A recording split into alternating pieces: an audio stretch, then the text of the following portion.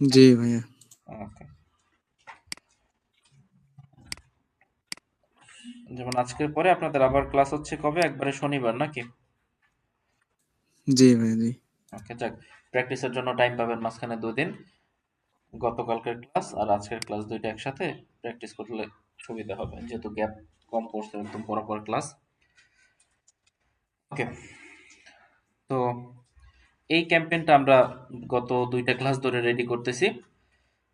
আমরা যখন অ্যাডস ম্যানেজারে আসি তখন কিন্তু এরকম ইন্টারফেস থাকে একবার ক্যাম্পেইন ক্রিয়েট করার পরে। তো এরপরে এখানে দেখবেন নিচে মাউস রাখলে এখানে এডিট নামে একটা বাটন দেখা যায়। তো এডিট বাটনে ক্লিক করলে কি হবে, আমরা আবার ভিতরে চলে যাব, অর্থাৎ এডিট অপশনে আমরা চলে যাব এবং আমরা এটাকে আবার যতটুকু রাখছিলাম ওইখান থেকে আমরা শুরু করতে পারবো। এই যে আমি যা যা দিয়ে রাখছিলাম সবকিছু ওইরকমই আছে, কোনো কিছু কিন্তু কি হয় নাই, চেঞ্জ হয় নাই। বুঝতে পারছি তো নাকি? হ্যাঁ ভাইয়া, বুঝতে পারছি। ওকে, সো কোনো কিছুই আমাদের চেঞ্জ হয় না, যা যেমন ছিল সেটা তেমনই আছে, কোনো প্রবলেম নেই। যাই হোক, আমরা আমাদের লাস্ট যে পার্ট, ক্যাম্পেইন পার্ট, আমরা সরাসরি ওখানে চলে যাই। ওকে, তো এখানেও কি করা যায়, এখানেও একটা নাম দেওয়া যায়। আমরা চাইলে যে কোনো একটা নাম এখানেও দিতে পারি, আপাতত আমি দিচ্ছি না, নাম পরে দেওয়া যাবে। তো এখানে আসার পরে এবার আপনার প্রথম কাজ হচ্ছে কি, নাম দেওয়ার পরে আইডেন্টিটি, অর্থাৎ এই বিজ্ঞাপনটা আপনি কোন পেজ থেকে দিবেন সেই পেজটা আপনাকে এখান থেকে সিলেক্ট করতে হবে। যখন আপনি ক্লায়েন্টের কাজ করবেন তখন কি স্বাভাবিকভাবে ক্লায়েন্টের যে পেজ থাকবে সেই পেজে কি আপনাকে এখান থেকে সিলেক্ট করতে হবে।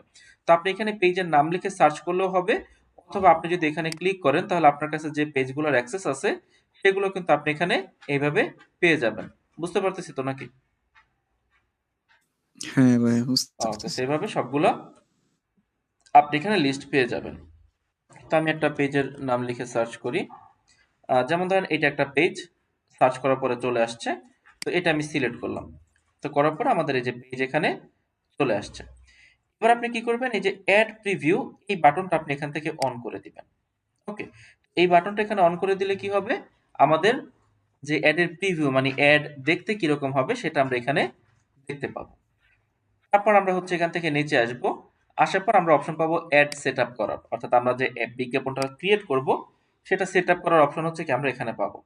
তো এখানে যদি আমি ক্লিক করি তাহলে আপনারা দেখতে পাবেন যে এখানে 3টা অপশন দেখা যায়, create ad, use existing post, আর একটা হচ্ছে ইউজ ক্রিয়েটিভ হাব মকআপ। আমরা একটা একটা করে দেখি। সবার আগে আমরা ইউজ এক্সিস্টিং পোস্ট এইটা দেখব। এরপর আমরা এক্সিস্টিং পোস্ট আর ক্রিয়েট অ্যাড এই দুইটার মধ্যে পার্থক্য কি সেটা আমরা জানবো। ওকে, তো ইউজ এক্সিস্টিং পোস্ট মানে হচ্ছে কি যে আমার পেজে অলরেডি কোনো একটা পোস্ট করা আছে, আমি